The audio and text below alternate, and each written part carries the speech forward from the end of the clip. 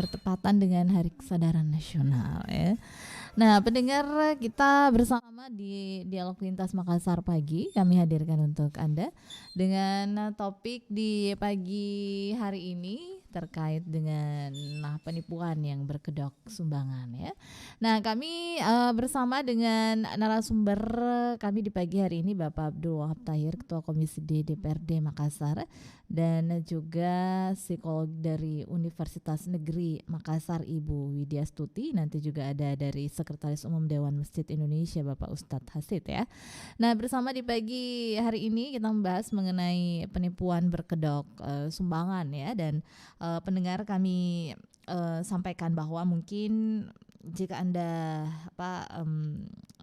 melalui ruas-ruas jalan yang ada di Kota Makassar ini, seperti di Jalan Gunung Bawah Karaeng ya, di Jalan Petarani, mungkin Anda pernah melihat ya, ini beberapa anak-anak kecil yang mengemis meminta sumbangan di jalan ya. Ini ada juga yang berbagai modus ya yang dijalankan.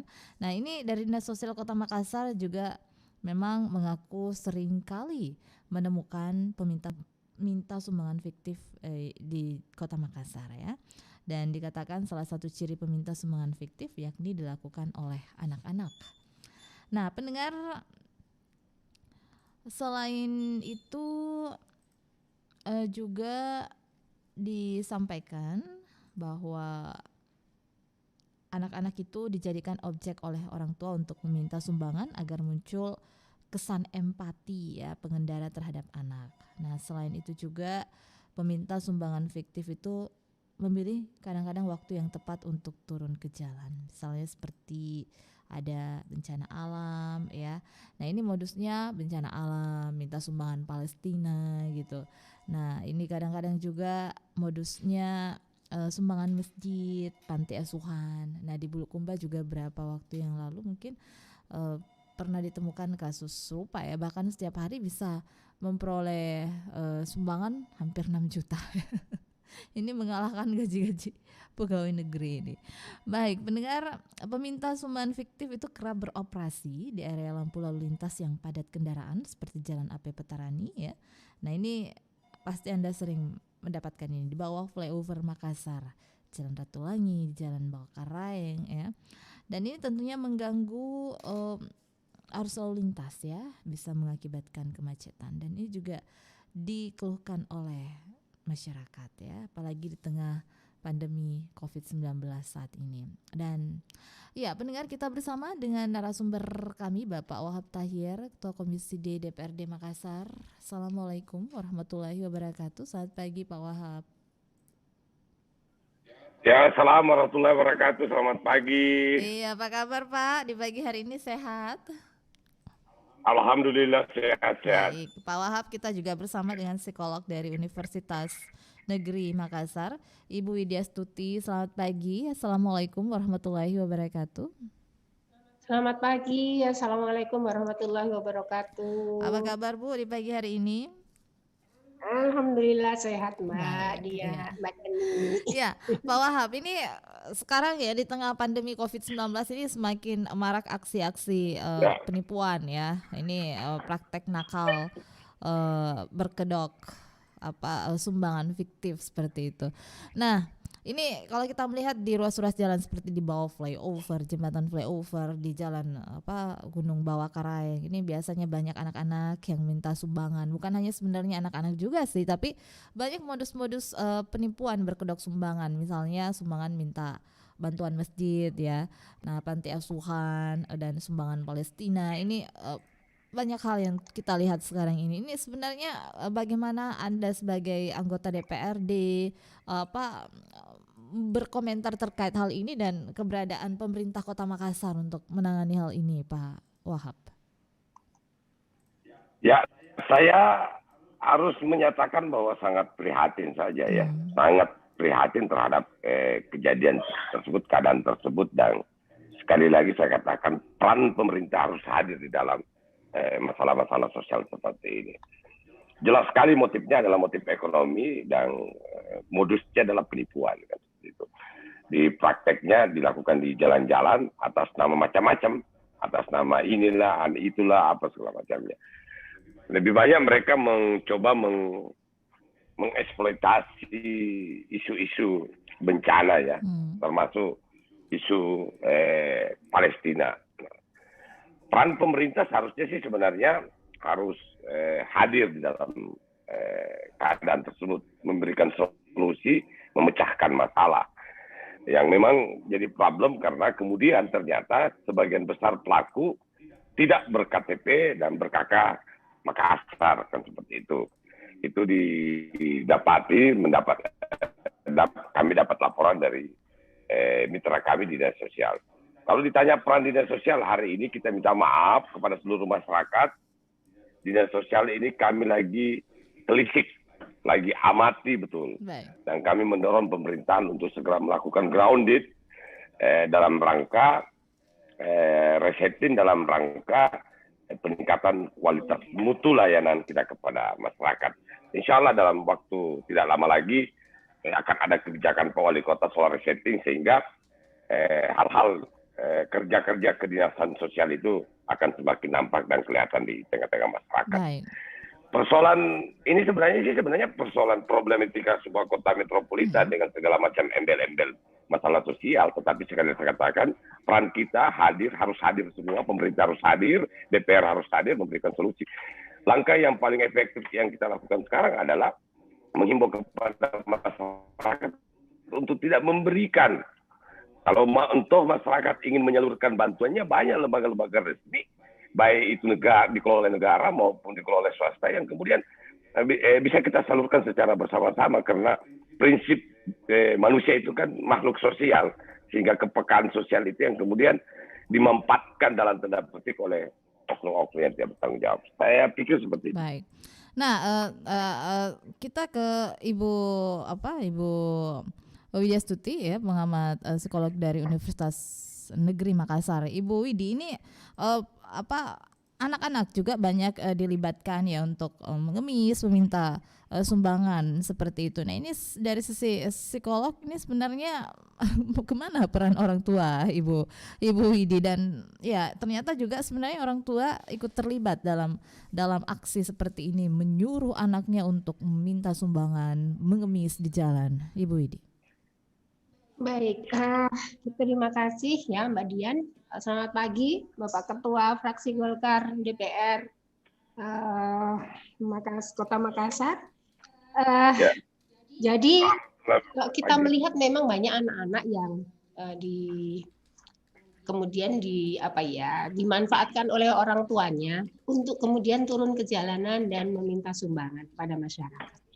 Saya kira kita gitu ya, mungkin kita lihat kasihan gitu ya, akan tetapi di sisi lain pada saat kita memberikan sumbangan itu sebetulnya kita menguatkan perilaku ya, sehingga dengan demikian kalau misalnya anak-anak ini ternyata enak ya, tinggal tadahkan tangan kita dapat duit gitu.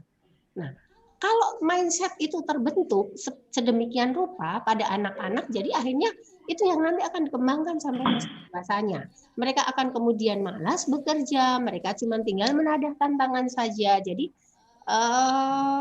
terbentuk karakter meminta gitu, karakter mengemis gitu. Nah, ini yang menurut saya tidak cukup, pasti tidak baik untuk anak-anak ini ya, untuk perkembangan anak-anak ini. Kemudian juga pada saat kita sudah kewajiban orang tua sebenarnya untuk kemudian mereka ya membesarkan anaknya, melindungi anaknya, bukan malah kemudian meminta anak-anaknya turun ke jalan, meminta anak-anaknya mengemis di perempatan, sementara mereka sendiri orang tuanya duduk manis sambil main HP gitu. Itu yang kadang-kadang kalau kita amati terjadinya malah seperti itu gitu. Jadi tidak bijak rasanya kalau kita memang memberikan uang kepada anak-anak ini. Saya kira sudah banyak sebetulnya leaflet-leaflet yang kita baca ya, bahwasanya jangan memberikan uang kepada anak-anak di jalanan, karena itu sebetulnya akan membentuk karakter mereka secara psikologis, akan menguatkan bahwa perilaku itu adalah perilaku yang positif. Baik. Kan kembali lagi anak-anak ini kan pada reward and punishment. Jadi kalau anak-anak mendapatkan reward dengan perilaku seperti itu, dia akan mengembangkan perilaku itu. Baik. Demikian. Baik, Pak Wahab. Nah, tadi Anda mengatakan bahwa mereka yang mengemis di jalan, yang meminta sumbangan seperti itu adalah mereka yang tidak memiliki kartu tanda penduduk. Berarti mereka ini datang dari suatu daerah ke Makassar. Nah, ini sebenarnya bagaimana sampai mereka itu bisa dengan mudah masuk ya tanpa pengawasan, dan akhirnya ya mereka melakukan aksi-aksi seperti itu, penipuan yang berkedok sumbangan, Pak. Jadi begini, Makassar ini kan menjadi salah satu tempat tujuan ya oleh beberapa oknum yang mencoba memanfaatkan keadaan di Kota Makassar. Dalam beberapa kasus yang kita amati dan tangani ya seperti itu, apalagi di hari-hari besar keagamaan, Makassar itu padat sekali, penuh sekali gitu. Sehingga aktivitas mereka sangat mengganggu aktivitas warga Kota Makassar. Yang saya maksud, kan kita semua mengedukasi mereka kan seperti itu. Seperti yang disampaikan Ibu Widya tadi, bahwa kita harus mengedukasi orang, gitu, mengedukasi rakyat gitu. Pendidikan karakter itu harus ditempa dan disampaikan bahwa mengemis itu bukan pilihan hidup. Walaupun dalam konteks keagamaan saya, bahwa orang yang susah itu sampai dunia kiamat pasti ada orang yang susah. Tetapi sekali lagi saya katakan bahwa jangan dikembangkan dalam perilaku kehidupan sehari-hari kita yang kemudian membentuk karakter anak-anak kita. Ada sebagian orang beranggapan bahwa mengemis itu adalah pilihan hidup. Perilaku seperti ini yang menyimpang menurut saya, salah. Peran kita semua, peran pemerintah hadir untuk kemudian melakukan edukasi terhadap mereka bahwa mengemis itu adalah pilihan terburuk dalam sisi kehidupan ini. Dimungkinkan terjadi seperti itu apabila dalam keadaan darurat. Tapi kalau kita hidup normal-normal saja, ya saya pikir kita masih bisa mencari peluang hidup yang lain. Coba kita bayangkan ya, lihat saja para pelaku yang ada di terkait tadi itu. Rata-rata usia mereka anak-anak gitu, di bawah anak-anak sekolah SD.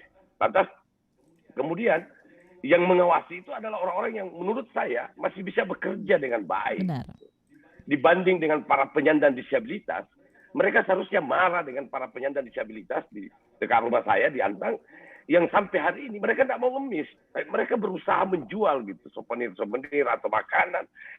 Karena mereka punya etos kerja. Ini yang kemudian kita harus tularkan kepada mereka bahwa orang yang punya keterbatasan saja malu mengemis. Apalagi Anda itu yang masih sehat seperti itu. Baik. Oleh karena itu tadi bahwa mengedukasi. Makanya kita dorong dinas sosial jangan hanya melakukan penertiban. Penertiban itu tidak menyelesaikan masalah. Tertibkan mereka, tapi isi mental ideologi mereka sehingga mereka menganggap bahwa mengemis itu adalah hal yang memalukan. Saya pikir seperti itu. Nah, ini penertiban sudah sangat sering dilakukan. Bahkan dulu pernah ada juga pos-pos untuk memantau pengungsi, maksud kami memantau pengemis ya di jalan yang didirikan oleh dinas sosial beberapa tahun yang lalu, dan ini ternyata juga tidak berefek ya. Masih banyak bermunculan yang pengemis-pengemis di jalan. Nah, Pak, yang menjadi pertanyaan, apakah sebenarnya edukasi yang diberikan ini tidak memberikan efek kepada mereka ya, seperti itu, penertiban itu, dan sebenarnya yang paling efektif edukasi yang diberikan kepada kita ya sebagai masyarakat yang menyaksikan itu untuk tidak memberi. Nah, ini sanksinya apa ya? Sanksinya apa yang mungkin bisa diberikan kepada masyarakat ketika masyarakat itu memberikan sumbangan atau memberikan uang kepada para pengemis itu? Mungkin ada edukasi juga yang bisa diberikan kepada masyarakat, sanksi ketika mereka memberikan sumbangan kepada para pengemis tersebut, Pak. Ya seharusnya memang pemerintah kota giat edukasi kepada seluruh pengguna jalan misalkan untuk tidak memberikan apapun juga kepada pengemis yang ada di travel tadi. Tetapi sekali lagi saya katakan bahwa operasi yang dilakukan oleh pemerintah kota dalam dinas sosial, saya katakan bahwa tidak efektif karena mereka melakukan penindakan tanpa ada solusi dari keadaan yang menimpa mereka. Kan. Apa itu? Edukasi itu bukan hanya kepada pengguna jalan, tetapi mereka juga harus diedukasi. Harus dibuka pola pikir mereka, harus dirubah pola pikir mereka, diberikan pemahaman bahwa ngemis itu adalah alternatif terakhir dari sekian terakhir di hidup dunia ini. Dan ya dididiklah mereka, kemudian mereka harus melihat bahwa ada peluang lain dalam hidup ini selain mengemis. Nah, ini yang kita tidak lakukan. Nah, kita berharap pemerintah, kan sekarang wali kota definitif nih, kita berharap kemudian Pak Wali Kota kemudian bersama Ibu Wakil Wali Kota bisa kemudian melakukan pembenahan segera mungkin sehingga seluruh jajaran kabinetnya bisa bekerja dengan maksimal. Karena saya tahu persis Pak Wali Kota ini pasti punya visi misi soal pengentasan isu-isu kemiskinan seperti ini. Nah kita ke Ibu Widi. Nah Ibu Widi, yang menarik di sini bahwa meskipun masyarakat diberikan efek-efek jerah seperti penertiban tapi ternyata ini tidak membuat mereka juga jerah, masih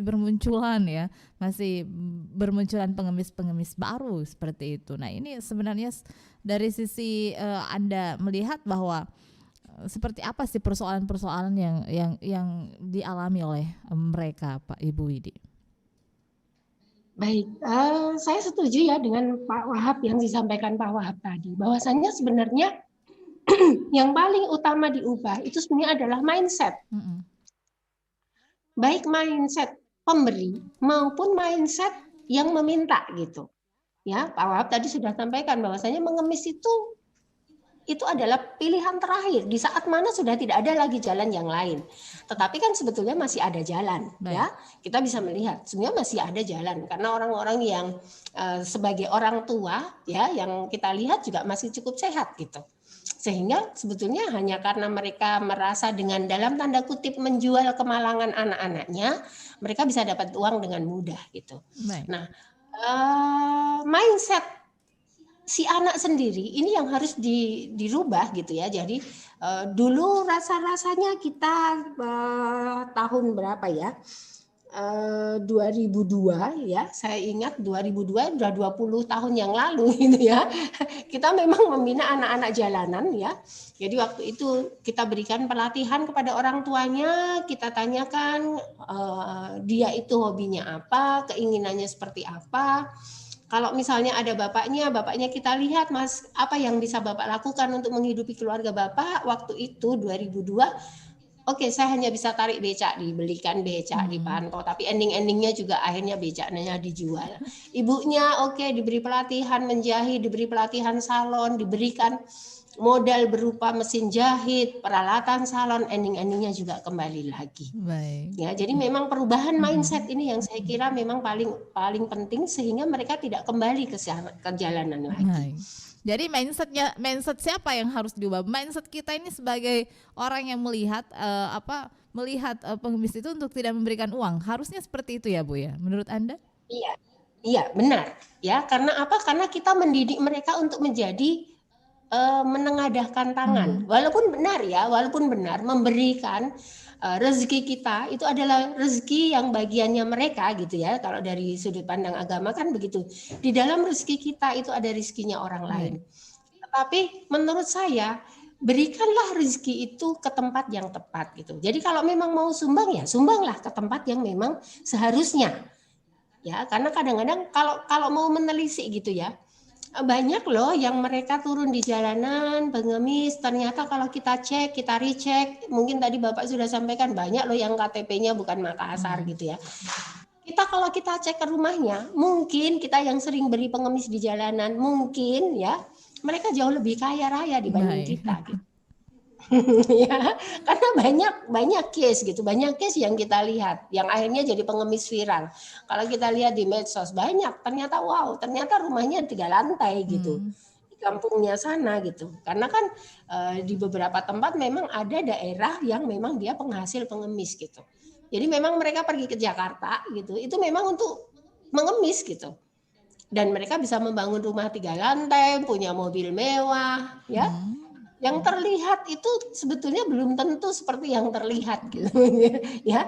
Terlihat pakaian compang-camping. Dulu waktu saya tinggal di Jogja, saya juga sering gaul-gaul dengan mereka gitu ya. Jadi saya lihat, oh orang ini datang gitu kan, pakaiannya bagus gitu. Kemudian mereka ganti baju. Saya observasi, oh ternyata saya tanya, Pak itu tadi mobilnya siapa? Mobil saya. Loh Bapak rumahnya di mana? Daerah sini. Ayolah jalan-jalan ke rumahku. Saya tengok pergi rumahnya beneran gitu, karena saya penasaran aja gitu loh, punya mobil bagus kok ngemis gitu. Ternyata dia ngemis ya. pada saat itu, pada saat dia tidak kerja sawah, dia mengemis. Makanya kalau ada saat kerja sawah enggak ada pengemis gitu. Jadi oh ternyata polanya seperti ini gitu. Baik. Ya, jadi jangan sampai kita hanya dalam tanda kutip terkamuflase oleh penampilan mereka. Ya. Ya menarik ini ya, karena sekarang ini memang lagi marak praktek-praktek nakal ya, sumbangan fiktif, dan akhirnya yang tentunya pasti yang minta sumbangan ini berakhir dengan seperti yang Ibu sampaikan, menumpuk kekayaannya. Baik, ke Pak Wahab Tahir. Pak Wahab. Nah, Pak Wahab, ya. Tadi Ibu Widya mengatakan ya, tadi juga saya menyampaikan bahwa sebenarnya kita yang sebagai masyarakat ini harus lebih diedukasi untuk tidak memberikan sumbangan, untuk tidak memberikan uang kepada mereka yang meminta sumbangan, mengemis di jalan seperti itu. Dan semestinya mungkin ya akan bisa diberikan sanksi bagi kita ini yang memberikan sumbangan tersebut. Nah, Anda setuju, Pak? Saya setuju saja. Saya setuju. Bahkan kalau tidak salah kan ada perda yang mengatur soal itu. Ada peraturan daerah. Hanya peraturan daerah ini tidak pernah dilaksanakan secara efektif dan kontinu berkelanjutan. Ini soal mengedukasi orang itu memang tidak mudah, dibutuhkan kepedulian yang tinggi. Nah, sekali lagi saya katakan bahwa memang interkoneksi hubungan kelembagaan baik internal pemerintah Kota Makassar maupun luar itu memang harus dibangun dalam soal pengentasan isu-isu perilaku manusia yang mengeksploitasi dalam tanda petik penderitaannya untuk mendapat mengais rupiah. Padahal kan seharusnya dalam konteks keagamaan saya minta maaf, ya tangan di atas itu jauh lebih mulia ketimbang tangan di bawah kan seperti itu. Tetapi sekali lagi saya katakan bahwa ini tidak meresap dalam jiwa dan sukma mereka sehingga mereka tidak menganggap itu adalah sebuah hal yang terlalu penting untuk didiskusikan. Mereka menganggap bahwa mengemis itu adalah pilihan hidup, pilihan untuk mencari nafkah. Ini yang keliru. Oleh karena itu kita semua harus bertanggung jawab, duduk bersama, mencari jalan keluar. Menurut saya mengedukasi mereka itu penting, melakukan pendampingan seperti itu. Kan banyak sebenarnya hal-hal yang bisa kita lakukan pendampingan, setelah itu lakukan pengawasan terhadap aktivitas mereka. Selama ini yang kita lakukan adalah model itu tadi, lakukan penindakan, setelah itu sampai di kantor Satuan Polisi Pamong Praja dipulangkan. Akhirnya tidak menyelesaikan masalah utama pokok daripada ada yang dalam jiwa mereka. Yang harus dirubah itu memang mindset mereka, pola pikir mereka. Iya, mereka selalu menganggap bahwa ngemis itu mudah, mendapatkan keuntungan, tidak punya pajak dalam tanda petik, sehingga mereka mudah sekali melakukan. Lantas itu tadi bahwa prinsip manusia itu kan makhluk sosial, kepekaannya tinggi. Oleh karena itu menurut saya memang kita harus duduk bersama menyelesaikan masalah ini. Saya berharap pemerintah Kota Makassar, saya yakinlah Pak Dhani Pak Wali Kota punya rencana lah dalam soal-soal seperti ini. Baik. Nah, saya ke Ibu Widya juga 9:30 ini nanti ada pertemuan juga via Zoom. Silakan untuk closing statement Anda, Ibu Widya. Baik, jadilah para donatur yang bijak. Itu saja kata kuncinya. Bijak dalam artian berikanlah donasi kita, bagian harta kita kepada yang memang berhak menerimanya. Kalau kita tahu misalnya saja di sana ada panti asuhannya jelas, pengelolaannya benar, kenapa kita tidak langsung berikan ke sana gitu. atau ke tempat-tempat yang lain yang kita yakin, hati kita yakin bahwasannya di situ apa yang kita berikan akan jauh lebih bermanfaat. Saya kira demikian. Baik. Terima kasih Ibu Widi atas waktunya bersama dengan RRI di kesempatan pagi hari ini ya. Sukses selalu untuk Ibu Widi. Ya. Baik, terima kasih dan mohon pamit. Selamat juga buat Pak Wahab. Ya, salam warahmatullahi wabarakatuh, Ibu Widya. Baik, mendengar kami sampaikan bahwa dialog lintas Makassar pagi juga disiarkan di YouTube dan Facebook RRI Makassar. Anda bisa menyaksikan di line kami, di link kami di YouTube RRI Makassar dan Facebook RRI Makassar. Buat Anda yang ingin bergabung silahkan di 3621853. Kita masih bersama Bapak Ketua Komisi DPRD Makassar, Bapak Abdul Wahab Tahir ya. Jangan kemana-mana, tetaplah bersama di Pro 1 RRI Makassar.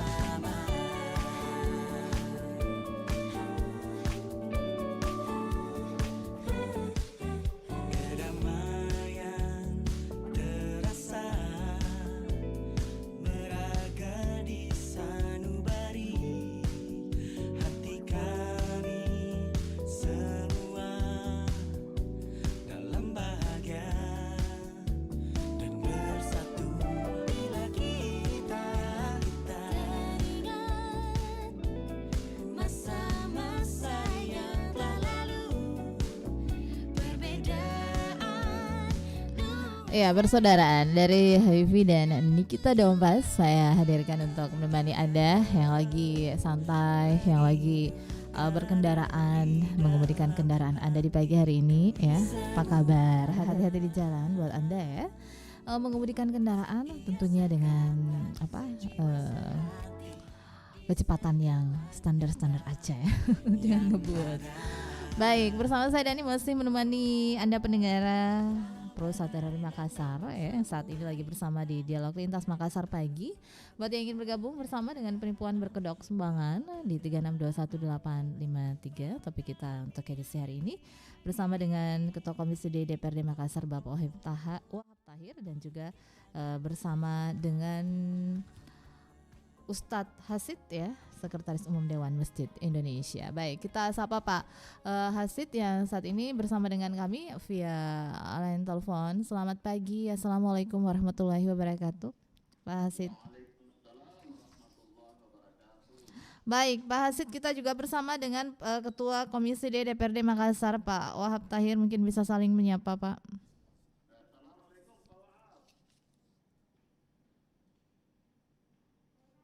Ya, Pak Wahab. Baik, pendengar dimanapun Anda berada, kita bersama dengan Pak Ustadz Hasid. Selamat pagi Pak Ustadz, dan ini berbicara mengenai penipuan berkedok sumbangan ya. Ini banyak modusnya. Modusnya salah satunya adalah banyak praktek-praktek nakal ya, praktek-praktek nakal penipuan yang berkedok sumbangan, minta sumbangan untuk masjid. Nah, ternyata ini fiktif, sumbangan fiktif. Nah, bagaimana Anda menanggapi hal ini sebagai Sekretaris Dewan Masjid Indonesia Sulawesi Selatan, Pak Hasid? Kalau dari kami Dewan Masjid Indonesia, perilaku seperti itu pasti tidak dibenarkan. Baik. Dan sama sekali dari Dewan Masjid tidak mungkin mentolerir. Baik. Nah, ini sebenarnya kalau kita Dewan Masjid memang tidak pernah menginstruksikan untuk meminta sumbangan, misalnya pembangunan masjid gitu di jalan atau minta dari rumah ke rumah seperti itu, Pak Hasid. Ini yang perlu kami sampaikan, waktu Ketua Dewan Masjid Provinsi Sulawesi Selatan menjadi gubernur, menemukan di jalan itu masjid yang meminta sumbangan dengan menahan atau membuat kemacetan di jalan itu beliau tidak membenarkan seperti itu, karena itu bisa menurunkan wibawa masjid itu sendiri. Harus dilakukan dengan cara-cara yang santun, profesional. Apalagi kalau misalnya yang melakukan itu adalah dibarengi dengan praktik-praktik penipuan, mengatasnamakan masjid, itu pasti sangat tidak bisa diterima oleh Dewan Masjid. Baik. Dan saya yakin itu tidak mungkin dari masjid ya. Itu pasti dari oknum-oknum yang hanya mengatasnamakan masjid. Baik. Nah, ini yang susah Pak Hasid ya, untuk susah membedakan sebenarnya yang mana yang real gitu, yang mana sebenarnya memang nyata gitu ya, fakta gitu, yang mana yang fiktif. Ini yang susah nih. Yang susah ya, apalagi kalau misalnya kita kembali ke nurani kita, kasihan juga ya. Nah, lebih baik bersedekah. Nah, ini yang menjadi problem gitu. Kita masyarakat sulit membedakan ya, mana yang sebenarnya benar, yang mana sebenarnya fiktif. Nah, ini bagaimana Anda menanggapi? Jadi begini, bersedekah itu bagi mereka atau bagi orang yang bersedekah atau berinfak itu adalah punya hak butuh untuk ditenangkan jiwanya.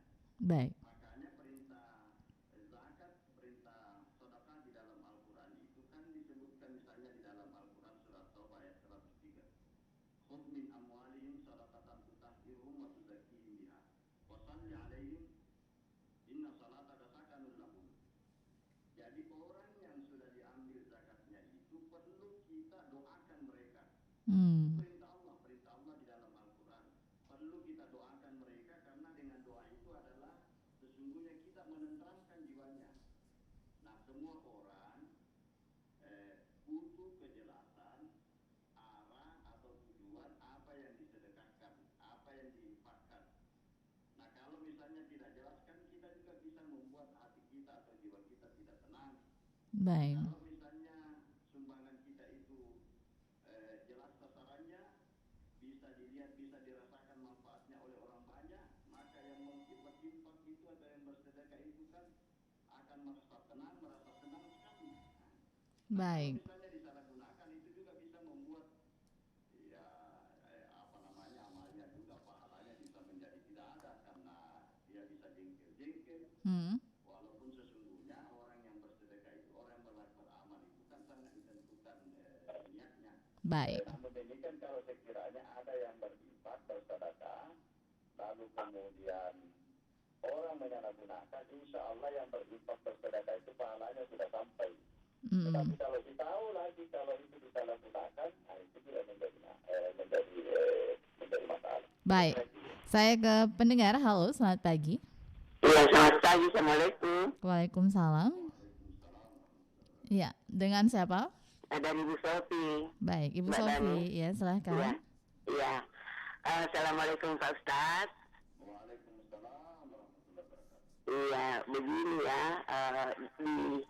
di beberapa masjid yang terletak di tepi jalan, di pinggir jalan ya, kalau lagi sedang membangun, itu kan banyak yang yang meminta-minta sumbangan untuk pembangunan masjid. Nah, kalau Ustaz tadi menyampaikan bahwa itu tidak dibenarkan dan tidak itu ya, yang sebenarnya memang begitu. Kalau memang ini kan ada, saya pikir ada donaturnya masjid kan, Pak Ustaz? Ya, ya. Jadi apalah gunanya itu uang donatur? Makanya setiap masjid itu sebaiknya itu menganggarkan donatur masjid. Jadi secara berkala masjid itu setiap akan ada pembangunan, kan tidak harus meminta-minta di pinggir jalan seperti pengemis-pengemis itu yang misalnya ada kebakaran. Iya, seolah-olah berlaku seperti itu. Padahal ini kan satu masjid, tempatnya umat Islam untuk beribadah. Kenapa kok minta-minta jadi seperti pengemis di pinggir jalan? Nah, ini ya yang kita tidak pahami, kita tidak mengerti. Apakah dalam masjid itu tidak ada donaturnya? Saya pikir kalau masyarakat sekitar masjid itu taruhlah 100.000 per bulan, itu kan ya lumayan untuk perbaikan masjid. Jadi tidak usah harus mengemis-ngemis di pinggir jalan, saya kira seperti itu. Baik. Ya, kemudian Pak Ustadz ya, yang di luar dari masjid. Ini banyak yang berkunjung ke perumahan-perumahan, mengatasnamakan panti asuhan. Ini jujur bukan berarti bahwa saya tidak mau menyumbang Pak Ustadz ya, tetapi saya itu rasanya tidak yakin. Jadi saya itu selalu menolak bahwa saya itu sudah donatur panti asuhan yang terletak di ini. Tapi kadang kan mereka itu mengatakan bahwa ini lain Bu. Ini saya tanya kadang, ini panti asuhannya ada di mana? Oh, katanya ada di sekitar apa sana dekat galangan kapal. Loh, kok jauh-jauh sampai ke bikin Pau-Pau? Banyak sekali itu. Ya. Dan terkadang itu mereka ini suka mau meyakinkan bahwa memang dari panti asuhan, tapi saya membuka mapnya pun tidak pernah, Ustaz, karena saya itu tidak merasa yakin bahwa ini betul-betul dari panti asuhan. Yang ketiga ya, saya pernah sekali waktu mendapati mobil yang mendrop anak-anak di pinggir jalan. Ini jadi ternyata adalah di sekitar perumahan saya, anak tersebut yang didrop dari mobil. Ternyata dia dikoordinir oleh orang-orang tertentu, mengantarnya dengan pakai mobil mewah. Anak-anak tersebut datang mengemis. Nah, seperti apa itu Pak Ustadz ya? Ya mudah-mudahan bukan berarti bahwa kita tidak mau ini menyumbang. Jadi bagaimana cara mengatasinya ini Pak Ustadz? Baik. Kemudian ada juga setiap hari Jumat matahari baru saja terbit, pintu pagar terkadang saya belum buka, sudah ada yang ketuk-ketuk di luar minta sedekah. Minta sedekah hari Jumat biar rezekinya ibu makin banyak. Saya cuma menjawab dalam hati, ya Allah, ini orang pagar belum dibuka sudah ada mengemis, meminta-minta. Jadi saya jujur itu kalau ada yang seperti itu, Ustaz, saya itu tidak pernah memberi. Bukan berarti bahwa saya kikir, bukan berarti saya tidak mau menyumbang. Tapi masih pagi-pagi buta, boleh dikatakan sudah ada yang meminta sumbangan. Demikian dari saya, Pak Ustaz, Mbak Dania, makasih. Assalamualaikum. Waalaikumsalam warahmatullahi wabarakatuh. Ya, Ibu Sofi di PTN Pau-Pau ya. Memang cukup dilematis juga ya Pak Ustaz. Silahkan untuk dijawab juga, kita bersama dengan Pak Wahab Tahir ya. Nah, Pak Wahab masih bersama dengan kami, Pak Wahab. Ya, Pak Wahab. Baik, Pak Wahab mengikuti tadi pertanyaan-pertanyaan dari Ibu Sofi ya.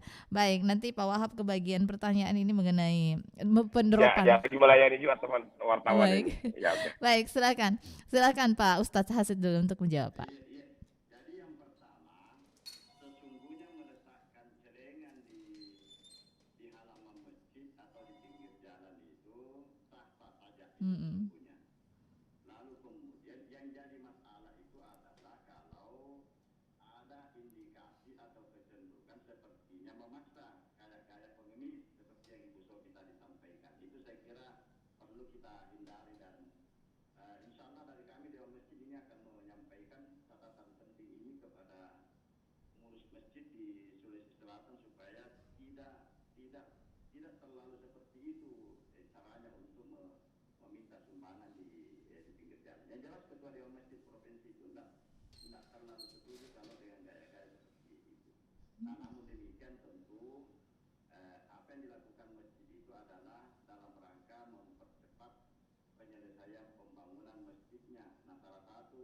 turis yang bisa didapatkan itu adalah orang yang lalu-lalang di jalanan itu. Mungkin ada di antaranya yang secara ikhlas mau menyumbang negara juga ya, yang tentu agak terpaksa. Yang kedua, kaitan dengan tadi minta sumbangan yang mengatasnamakan panti asuhan, nah itu juga memang banyak kita temukan. Dan ini saya kira kita serahkan ini kepada pemerintah kota, apalagi ada Pak Wartair ini yang memungkinkan punya kewenangan untuk menertibkan ini di apa namanya di Kota Makassar, itu saya kira itu yang perlu kita. Nah, kaitan tadi kalau yang ketiga yang hari Jumat itu minta apa namanya pagi-pagi sekali, ya itu juga sangat terpulang kepada kita. Baik. Kalau kita tidak terlalu yakin untuk memberi aku karena itu adalah agak memaksa, ya silakan. Tapi kalau misalnya ada perasaan iba kita melihat mereka dan menurut perasaan kita memang orang itu adalah memungkinkan untuk kita berikan, ya mungkin bisa kita sedekahkan. Siapa tahu memang melalui mereka itu ada kebaikan-kebaikan yang akan datang menghampiri kita. Baik. Kalau yang keempat tadi mendorong itu, ya saya kira baik, Pak Wahab ya. Baik. Ya, masih bersama dengan kami. Untuk Anda pendengar silakan di 3621853 kita ke Pak Wahab Tahir. Pak Wahab, nah ini ada yang menemukan ya, bukan ini sebenarnya memang sudah menjadi tontonan kita ya, dan memang kenyataannya bahwa kebanyakan dari mereka ini kalau berbicara mengenai pengemis ya Pak ya, banyak dari mereka yang sebenarnya di drop ya, anak-anak yang misalnya dibawa dari mobil gitu, diturunkan di tempat-tempat ruas-ruas jalan yang ada di Kota Makassar ini. Ini dikoordinir oleh mungkin seseorang seperti itu. Nah, ini bagaimana tentunya juga Anda melihat dari sudut pandang sebagai anggota DPRD Kota Makassar fenomena-fenomena seperti itu, Pak? Ya, pertama-tama Assalamualaikum Ustaz, sehat-sehat Ki. Yang pertama, kalau saya sih karena ya Ustaz, kalau saya karena basic ilmu saya hukum, ya kita harus melakukan penegakan hukum terhadap mereka dengan menggunakan undang-undang perlindungan anak, karena mereka telah mengeksploitasi anak-anak tersebut.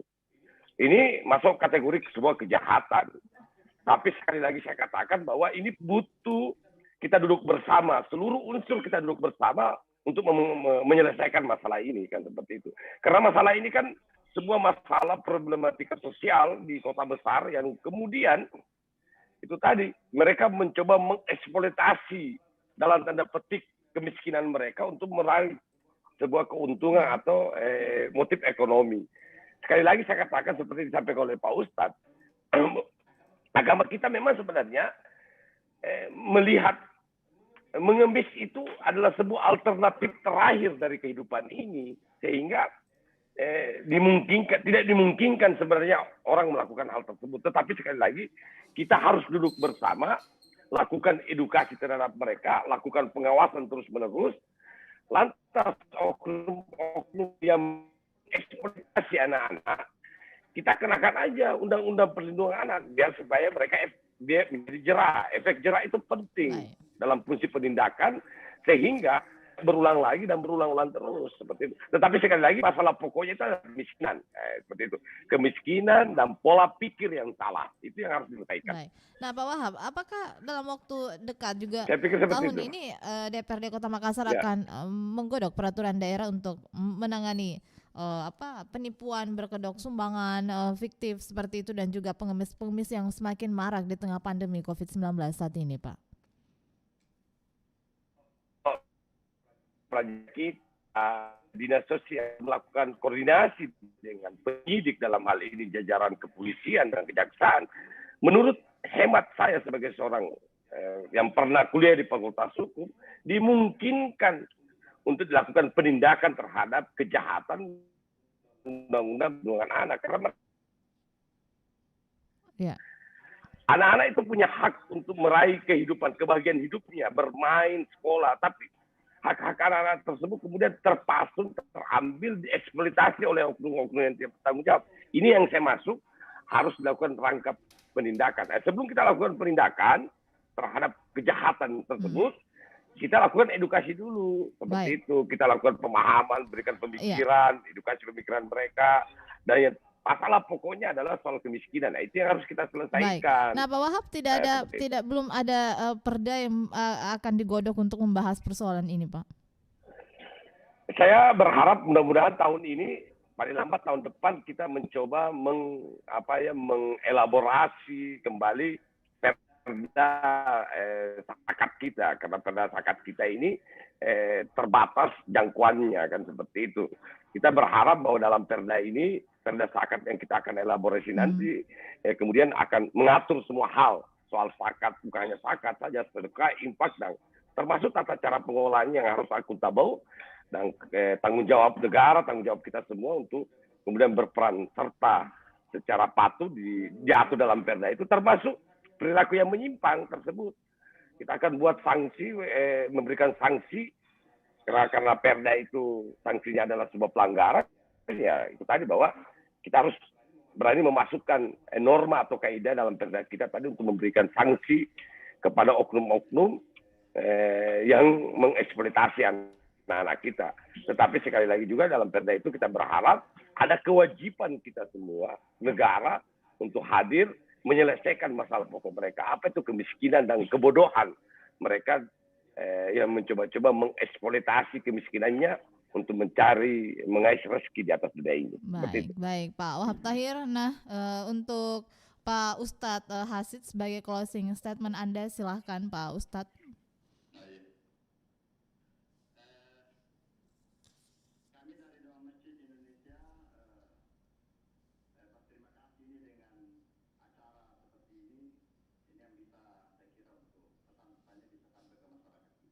Kami meminta kepada seluruh pengurus masjid supaya dalam meminta sumbangan kepada masyarakat, kepada umat itu dilakukan dengan cara-cara yang terhormat. Jangan sampai kesannya seperti gaya pengemis memaksa-maksa orang untuk menyumbang. Berinfak bersedekah itu titik poinnya adalah pada penekanan keikhlasan. Sepanjang orang ikhlas, insya Allah itu akan berberkah. Kalau orang dipaksa, maka pasti akan tidak menguntungkan untuk kemaslahatan umat. Baik, terima kasih Pak Wahab Tahir dan juga Bapak Ustadz Hasid, Sekretaris Umum Dewan Masjid Indonesia, Pak Wahab Tahir, Ketua Komisi D DPRD Makassar, atas waktunya bersama di pagi hari ini ya. Semoga apa yang kami hadirkan di hari ini bisa memberikan manfaat untuk Anda dan juga pendengar dimanapun berada. Terima kasih. Wassalamualaikum warahmatullahi wabarakatuh.